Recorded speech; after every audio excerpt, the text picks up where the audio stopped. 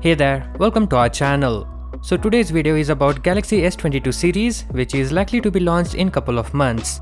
The leaks and rumors have started pouring in and they point to a completely different story from the rest of the Galaxy phones that we have seen in recent times. For starters, Galaxy S22 could revert to a smaller form factor. Yes, that's right, it's gonna be a smaller phone, not as much as the iPhone 12 mini, but like iPhone 12.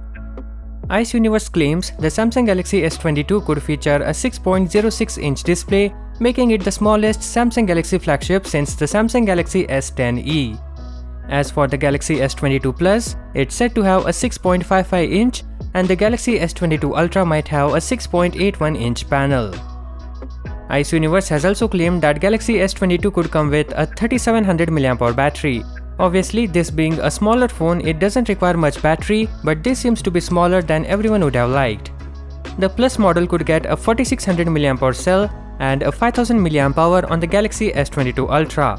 Those sizes would all be a slight downgrade on the Galaxy S21 range, except the S22 Ultra, which would have the same size battery if the leaks are right. About its charging speeds, Samsung was never interested in ultra-fast charging speeds like some other Chinese companies. In fact, with Galaxy S21 Ultra, Samsung just offered 25W charging speed, which is a downgrade compared to 45W on the S20 Ultra. But with S22 series, Samsung is again bringing higher charging speeds to their flagships.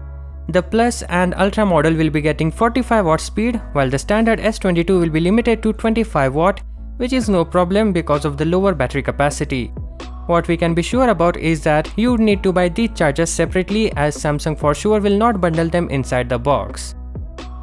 Coming to processor, Samsung is testing several configurations of a new Exynos 2200 chip that sports AMD graphics. And reliable leakster Ice Universe posted alleged wildlife results on Twitter of the performance of one configuration.